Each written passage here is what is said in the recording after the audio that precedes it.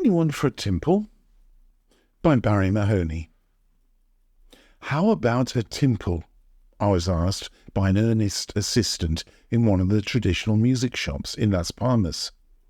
I just called in for a replacement violin string and was looking at the range of Canarian traditional stringed instruments for sale.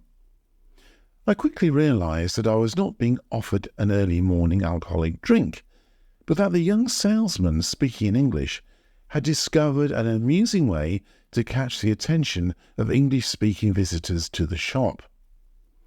I'd only recently begun to study early Canarian musical instruments, and as my first passion is the violin, this particular stringed instrument caught my eye, simply because of the beauty and simplicity of design. The timple creates a voice by the instrumentalist plucking its strings in much the same way as the guitar, but there the similarity ends. It's much smaller than the guitar and usually has 5 strings, although in Tenerife some timples only have 4 strings. The timple is mainly used to accompany Canarian folk music and has a loud and rather sharp voice. Due to the success and increasing popularity of this instrument, it has now reached the status of a solo instrument in some circles. The name of the instrument still intrigues me, and I've yet to find a definitive answer to the origin of its name. In line with my initial thought about an alcoholic drink, the timple did used to be called a tipple with only 1 P. Before that, it was called a camelito, because the back of the instrument looks very much like the hump of a camel, although it's less than 40 centimetres in length.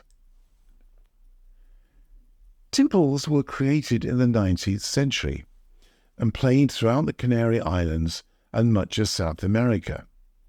In many ways, they're related to the ukulele, the Spanish guitar, and the Portuguese cavaquinho. Interestingly, the range of woods used is varied, with the most common being pine for the body, ebony for the bridges, holy stick for the mast, and wood from the orange tree for decoration. Creation of these beautiful and interesting instruments was, and still is, a cottage industry across the islands, offering considerable variation in both design and construction. The island of Lanzarote became the centre for the systematic making of these instruments, where one of the last timple makers is about to retire after more than 60 years of timple making. The government of Lanzarote has recognised Antonio Lemes Hernandez as Artisan of the Year for his involvement for more than half a century in the production of timples. Antonio, a craftsman from Teguise, has been building small timples since he was a child. As a child, he made them from cardboard and other materials before painting them. He eventually perfected his technique and transformed a range of wood into his instruments, mostly made from pine, which he favours for timples since it can tune well.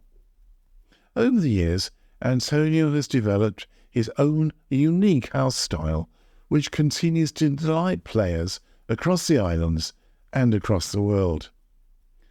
60 years after his first contact with the timple, Antonio's hands continue to create his unique timples, although he now feels that it's time to retire. There are many renowned timplistas, as timple players are referred to, playing classical music and jazz, and it's often regarded as an alternative instrument of choice chosen by guitarists.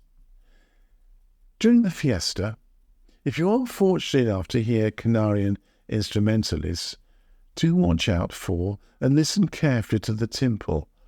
I'm sure that, like me, you'll find it to be an engaging and fascinating instrument. You have been listening to Anyone for a Timple by Barrie Mahoney, and this is part of the Letters from the Atlantic series.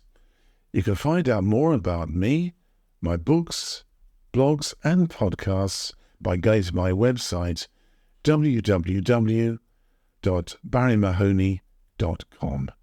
And thank you for listening.